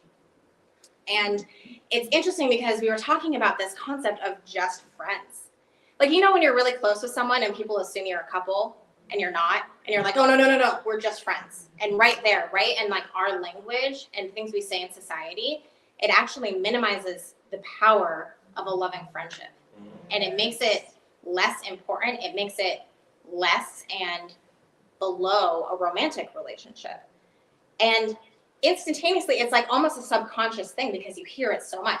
Or like, you know, when you're growing up or even now, like you are interested in someone romantically and what do you say to them? Like, oh, I like you as more than a friend. And it just puts this like less, more, better, worse situation on a friendship, which again is another way that you can cap your expression of love, which again creates the effect where you're not being your true self and you are blocking yourself. So I encourage everyone with your friendships to let yourself love your friends as much as you love your romantic partner. Of course, it shows up in a different way, but love being the natural energy that it is and the thing that all of us embody, the way we all express and receive love is unique to each one of us. And the way that we share it with everyone else is unique to you and that person. So some of my best friends, they know this, and Alan knows this as well. I'm like, I love you guys as much as I love Alan. And I'm like, it's just the truth. And it's amazing to be able to have such fulfilling friendships. Like even back in that other relationship I was talking about, I didn't have that either. And it's amazing to be able to explore and you just get into these like deeper and deeper levels of love. And for me, I can say that having my heart totally open, allowing love to be the freedom that it is for everyone involved, for everyone connected to me, the amount of love I feel for other people, sometimes I'm like, whoa, I don't know what to do with all of this. And the amount of love I feel for myself is the same. And sometimes I'm like, I hope I'm not overwhelming you, but like, I really like you a lot. I think you're so awesome. And it's just like amazing. And I hope it's not too much, but like, you're awesome, you know? And it's amazing though, because I also feel so much better. And so many other parts of my life have improved as well. Like life is more vibrant and colorful for me as a result. And that is something that is true for anyone. The more you open up your heart and allow yourself to love yourself and the people in your life, the more joyous the whole world becomes. So it's just so important, you guys, to just keep your heart open. And we're talking about this whole beautiful speaker series that Isabel's been organizing about activating your power now. And so much of your power will become unlocked when you keep your heart open and you let that love flow. So just keep your heart open and let that love flow. Yeah.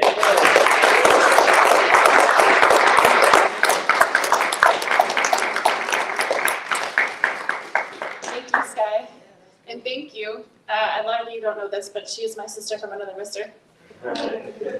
She does keep her heart open to everyone that she meets, and she's taught me a lot in that area. How you're not just friends or family, something different. You get to create what that looks like for you. The next person to speak, our last speaker, is my brother from another mother.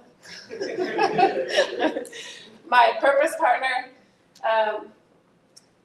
inspiration. Really taught me how to keep my heart open to love, not condition it on another human being, and to find it for myself.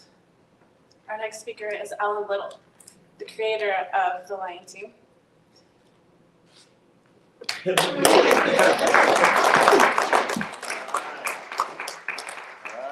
feeling good.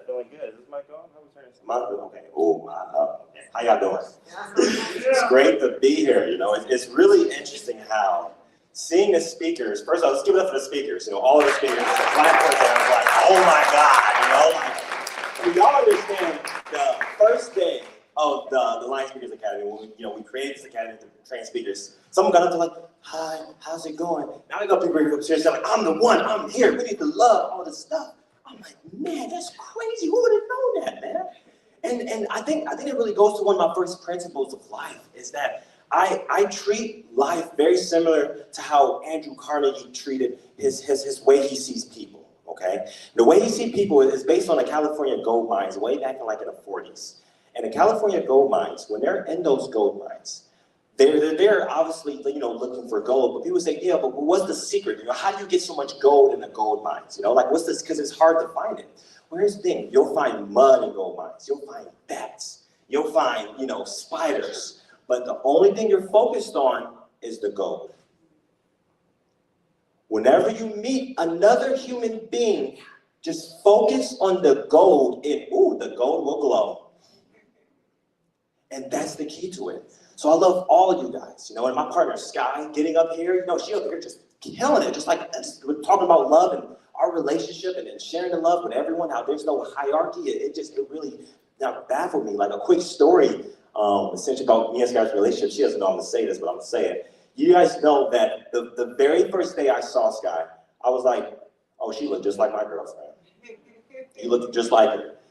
The second day I knew her, it was actually Valentine's Day. And I wanted to give her some flowers, but I'm a lion, but I have my cat moments, right? Cats, when you chase a cat, it runs, right? So I have my cat moment. So I got my buddy Brad. I'm like, okay, Brad, here's the plan, bro. I got these flowers. It's all roses. I got 30 of them. I need you to deliver them to her. And just deliver to her and just say it's anonymous, because the second day I knew her, so I don't know if she liked me, but I'm just gonna take a risk, right? So I tell him to deliver, the flowers, so he walked into the building with flowers. Meanwhile, I'm in the background, making sure he's delivering those flowers. Her assistant takes the flowers and everything. I see her a couple of days later, like, hey, anything special happened? She's like, no, well, why? What's up? And I'm like, time goes on, it turns out that she was so busy. She received it, but she didn't think it was me. She was like, maybe because she actually liked me too. And she was like, oh, maybe he doesn't like me. There was no communication, So I think if I can go back and do it again, I would definitely do it again. But I was saying like, you know what, girl, you my girl. I don't care what you did. So that's a little bit of that. But however, I'm here because of all of this, the Lion Team, starting that movement was just a blessing for me. I came to Kansas City with virtually like nothing. I came here for a relationship. You ever been in a relationship where it's long distance? It was amazing long distance, and then you move in together, and you're like, oh, it's a little different. Had that experience, but at the same time, I decided to stay in Kansas City because of the community that was here, the people that were here. I fell in love with the people. And then as things grew, I realized, like, you know what? Like, I'm not going back to Chicago. I'm staying right here because I feel so accepted here. And I would go to these different events, and I would be like, man, it seems like at these different events, there's a couple of people that really resonate here, or a couple of people that really resonate here. And I'm like, wait, what if I just created a group of just all of the people that really resonate, that are really centered in love, so that way we don't have to always go to these random things to meet a couple of people we like. Like, you have a job and you get along with a couple of people that work there, but something like, yeah, you can't really work there. Why not just make a whole community of all the people we like from our job, you know? And so that was a bit of the birth of the Lion Team, and it's grew exponentially. I'm really grateful for that. And one thing that I'm really passionate about is loving, but also like loving humanity as a whole. You know, I've always had this deep-seated, rooted, just passion to just want to serve and help humanity every way that I can. Everyone has their passion projects. Mine is uplifting people. Mine is helping people discover who they truly are. You know, knowing their abundance. You know, and that's actually one thing I want to speak a little bit on. I made this little list about things that cap our abundance. You know, because I've been very blessed to do a lot of like coaching in my career, and I've sat with people that, you know, we're going struggling through things, and some of them looking for a relationship, you know, some of them looking to, you know, create a better career, better job. I've spoken with billionaires, I've spoken with people that were happy with their job, but they just wanted a relationship. And I found a couple of core things that people were embodying that was capping their abundance. So I'm gonna share a couple of these core things in hopes that you uncap yourself in your abundance. And when I say abundance, it can be anything: abundance of love, abundance of relationships, abundance of your career, whatever it is, whatever abundance it is that you're after. Maybe this list will help you see a little bit differently how to uncap that. Because remember, you have gold in you, and we're just gonna scrub a little bit to get that gold out, you know, because you know, like Mr. Clean, you know, you see it when you're sweeping. That's what we're gonna do with y'all. We're gonna do the Mr. Clean. So, first thing that caps our abundance is thinking that we have to earn it. We go to school, we do a couple assignments, we get a grade, got an A, worked for it. We do a test, got an A, worked for it. Work two weeks at the job, get a paycheck, worked for that money. There's this societal embodiment that the good things we want in our life, we have to work for it. We have to do something for it. You know, we have to make a contribution, right? We have to do things to earn it. Like, well, he deserves it because he worked hard for that. That's why he deserves it. It's like this American dream that if you work hard, you can have anything you desire. That's the American dream. Well, America, I love you, but I'm here to wake you up. We need to wake from this dream that says we have to work for these things that is inherently ours to claim. What if God made us work to have a heart? What if God made us work to enjoy the sunshine? What if God made us work to hug our children? Everything that are really core and true in our life, in a spiritual essence, we don't actually have to work against our integrity for. You know? Now, don't get me wrong. There's some people that like to go out there and grind and build something, and that's okay. There's nothing wrong with the work. I'm talking about the working out of your integrity, out of survival, out of desperation. Like, I got no choice. I got to pay these bills. Then I go, oh, boy, I got to sacrifice.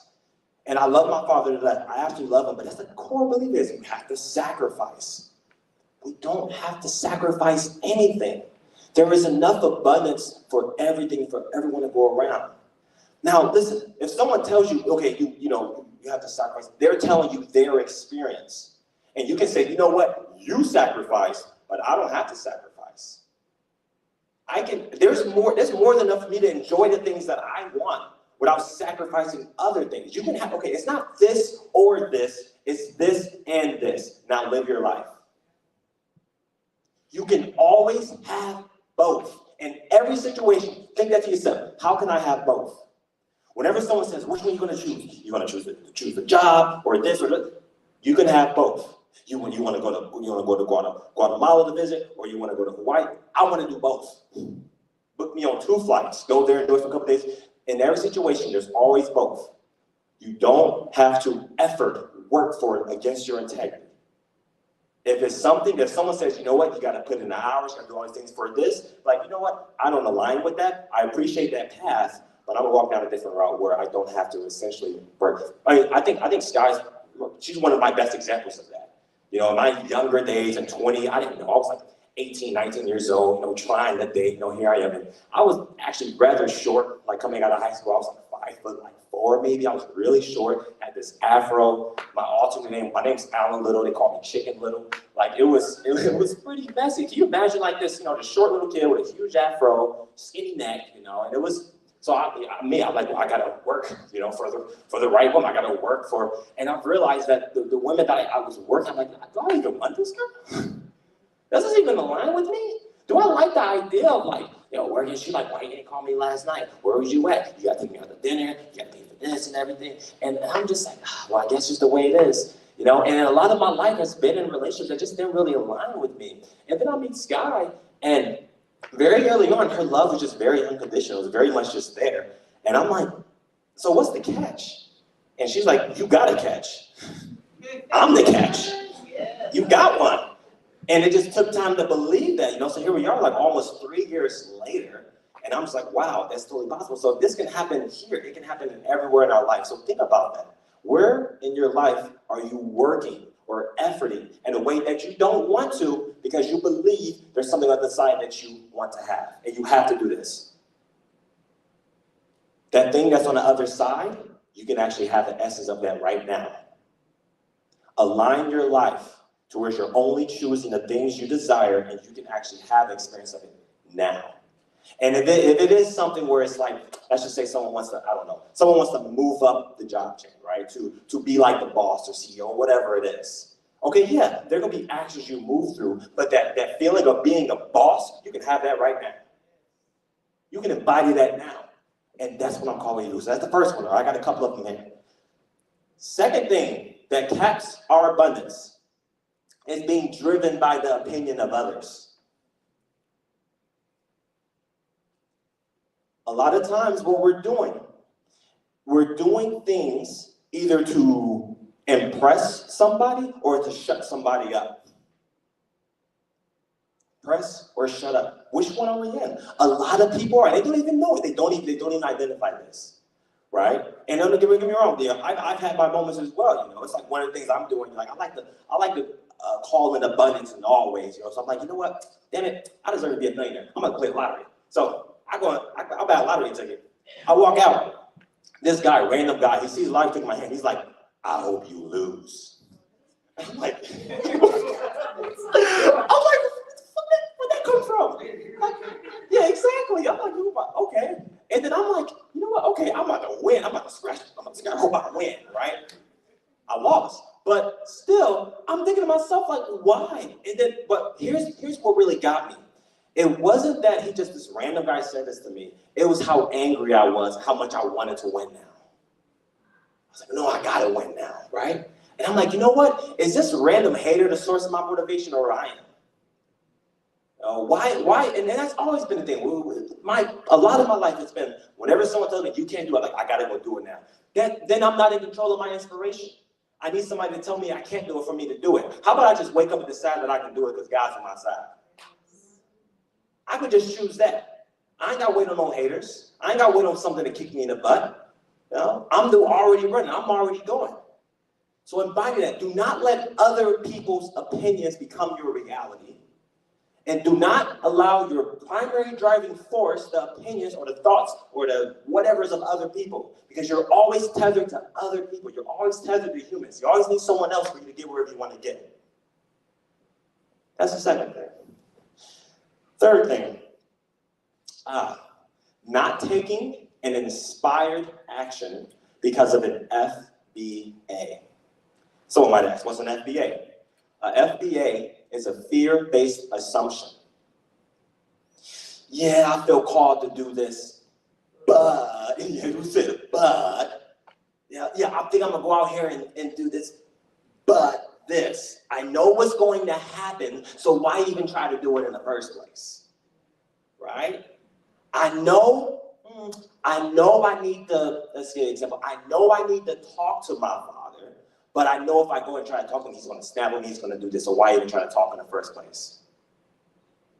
And we just eliminate all possibilities of our growth because we think we already know what's going to happen, so what's the use? FBAs will keep you so stuck that you'll find yourself living your life on autopilot in a plane that's going nowhere. It's going nowhere. Because you're unwilling to step outside of any comfort zone because you already know. Whenever you get inspired action to do something, just do it. and let everything else sort itself out. If you get inspired to call someone and tell them, hey, I care about you. Hey, you're amazing. I thought I'd do that. Do it. If you get inspired to leave that job, hey, you know what? I'm feeling inspiration. Have them conversations. Because the moment you feel inspired to do something, the promise on the other side is already there for you. You will not feel inspired to do anything if our Creator didn't already have the solution waiting for you. But he's like, you know what? It's going to be really hard for you to see that you can fly if you don't jump off that cliff. You have to leap to see that you can fly. And here's the thing. I know your wings are still developing, and at any time you start to fall, I will bring you that gust of wind that will carry you to the other side. I'm talking about Godfidence. The type of confidence that's rooted in something deeper than something on this planet. Something that's just from out of this world. Something that just exudes from you. That's what's carrying you. And here's the thing you'll find. Here's what you'll find. As you're walking around with this confidence, the things that you thought you wanted from other people, you were already the source of it because you become very resourceful for others. You're full of sources. You're full of sources that you can inspire others with. And you'll find that when you're being resourceful and full of sources to help others with, you'll help others on the right course as you're on the right course to where you're meant to be. So trust that. It all lives in you. Next aspect. Oh, this is a good one. Things that cap our abundance. Not loving what we love. A lot of us have passions. A lot of us have things that we love. But we're just we're not really taking it serious. We're like, whatever. We're not really claiming it. Some people here love painting. Some of you here like singing, dancing. Some people, we have so many creatives in here. But we're not allowing ourselves to really go like deep into that creativity. Really go, I'm talking about getting lost in the sauce of that. Because of obligations, FBAs, things that are outside of us. What would it look like to spend an entire week doing nothing but what you want to do? Just a week. Spend from Sunday to Saturday, every single day, every single hour, every single minute. I'm going to do what I want to do, talk to who I want to talk to, and just that. Somebody may say, yeah, but you're letting us down. Well, if me being myself lets you down, you need to learn to pick yourself up. Because otherwise, you tell me that I got to put myself down to bring you up? No. I'm going to bring myself up, and you can bring yourself up. You can rise with me if you desire, but I'm not going to carry you anymore. It's already enough carrying myself. So we get to make the decision to spend this week doing what we love to do, doing what we want to do, and trusting it. That's the key thing.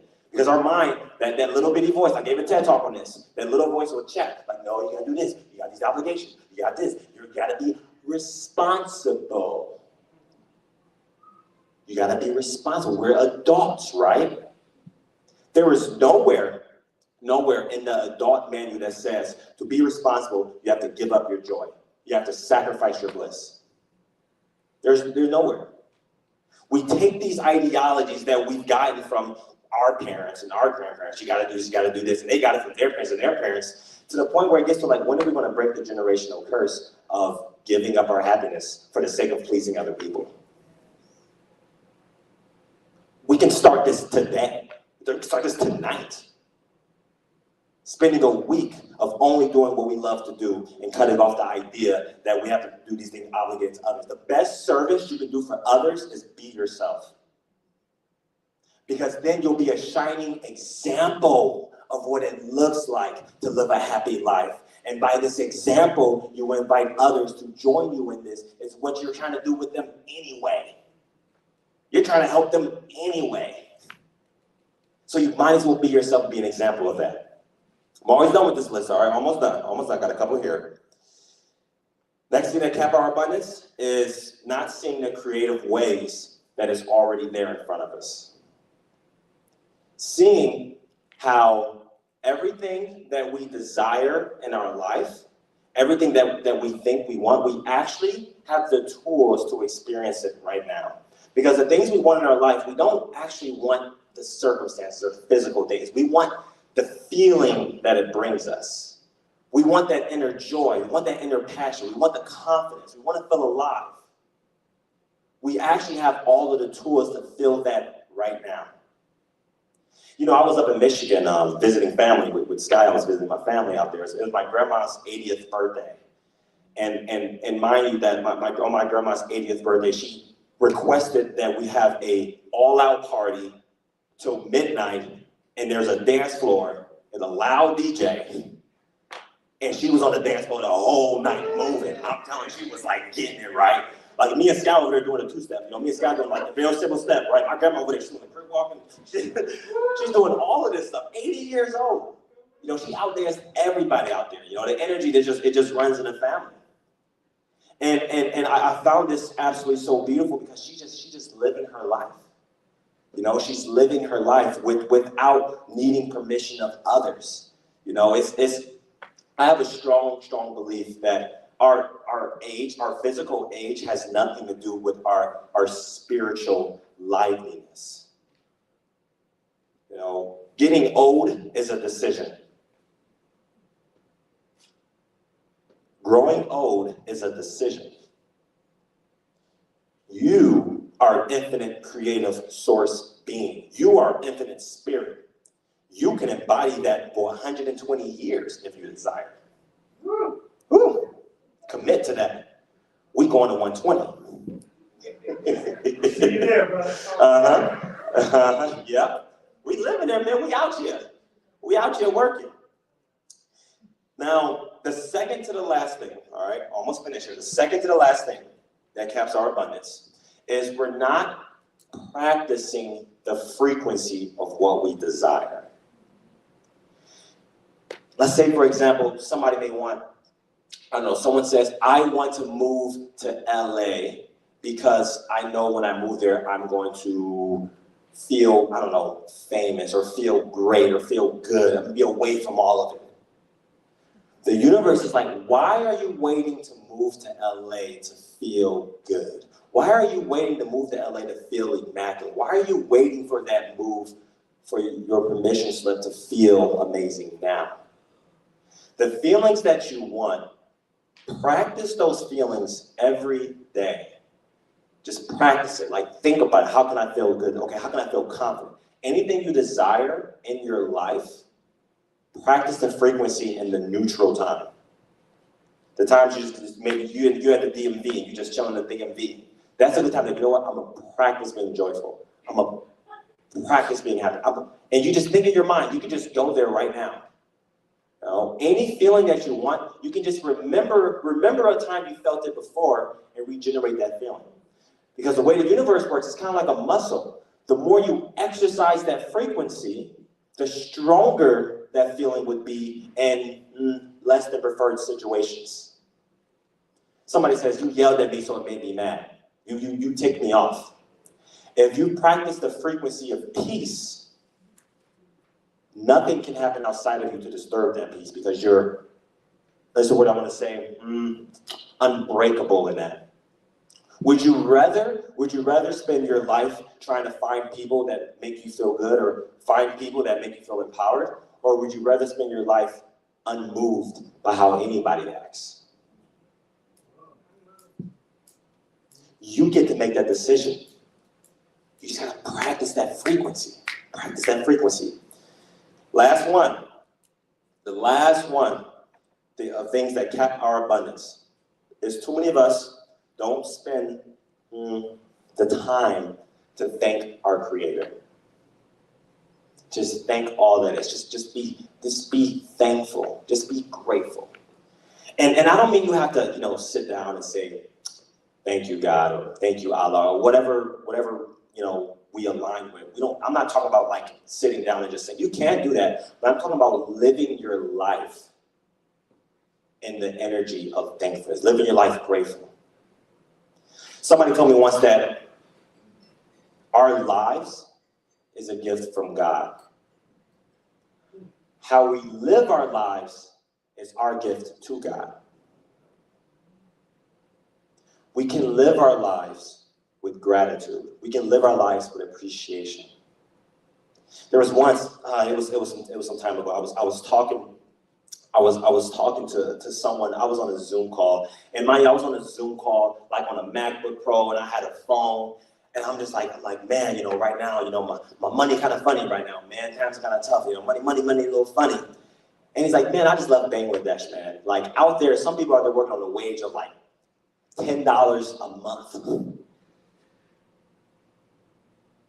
They're living with like dirt roads, and they clean water is like a luxury for a lot of people on our planet, which is another thing. I'm gonna get into that later, but a lot of people on our planet, clean water is a luxury. There is always reasons to be grateful for what we have now. If you have trouble with feeling gratitude or feeling appreciative, I dare you, join a nonprofit group and have a conversation with someone that lives in somewhere like Haiti or the deep parts of Africa. You'll be grateful for your life very quickly. When you want to feel abundance, connect with people and be the source of abundance for them, to help them, to aid them. One of the most richest days I've ever felt was there was this guy, his name is Ortega. He joined the Lion team, and he would wake up at 3 o'clock in the morning to join our weekly group calls. And every week he was there. 3 o'clock in the morning, he's getting up. And he's like, I love being a part of these, it's really empowering my village. And then I'm just loving all this. He would come to every Lion team meeting like clockwork. One of the richest moments I had was like, you know what? I'm gonna go online, buy a smartphone. And I have an Audible subscription. I have like 70 books on there. I'm like, you know what? I'm gonna take my Audible subscription, put it on this smartphone, and give them 70 of the most empowering, motivating, inspiring books I can find. Do you know that Ortega received that? And he would play the audios, and his whole village would be there listening to it, and they'd be empowering themselves. I felt like a billionaire. I mean, for me, it's just, a little $80 phone, with a bunch of audios, but the feeling was like, oh my goodness, like who knows what ripple effect that's going to create. I'm sharing this example with you for you to know that you have the ability to enrich the lives of so many people. We've sent 7 kids to school just this year. Yeah, look at that. Sent 7 kids to school. All of you. I'm not speaking to you as an audience of a speaking engagement. I'm speaking to you as potential enrollees in a new world. When I speak, I don't speak to entertain and to I speak to recruit. I'm looking for people that want to make a difference. I'm looking for people that want to make our planet a better place because we know we all can do it. Like when we all put our minds together on something, there is so much we can do. And what I'm saying is, why wait for something to happen for us to do that? Why not we just be that thing that happens? We can be that happening. So it has been an honor being a Her Speaker. It's been an honor this whole previous year. It's just been absolutely amazing. Lion team, Lion, the speakers, the everything. I'm so grateful for being here. And it really, really warms my heart to see all of you here, for all you guys to come out and support this. So with that being said, I love you. This has been an awesome journey. Hey, y'all new slogan, doing me in 2023. Doing me in 2023, that's the new slogan. I'm Alan Little, stay blessed.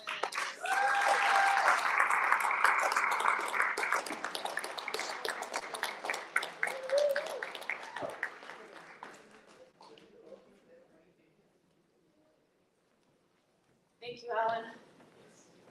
You are the source.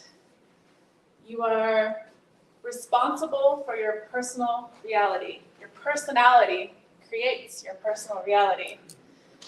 So to tag on to what Alan just said, you can start right now. You don't have to wait to be you. Anything that stops you is just your own insecurity showing. I want you to take a second and look at the person next to you. Take a second, just look at the person next to you, lock eyes.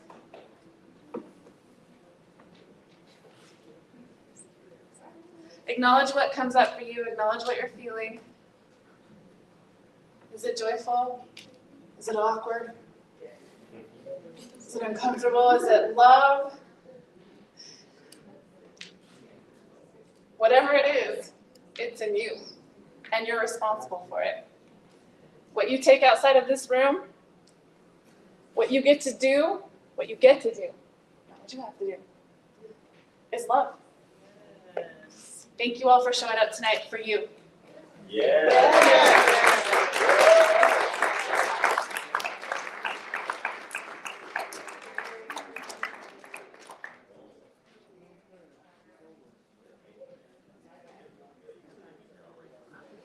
We will be meeting at the Brooksider,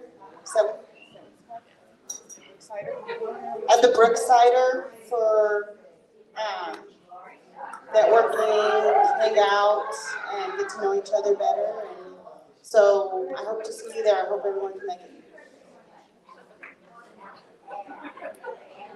Another picture.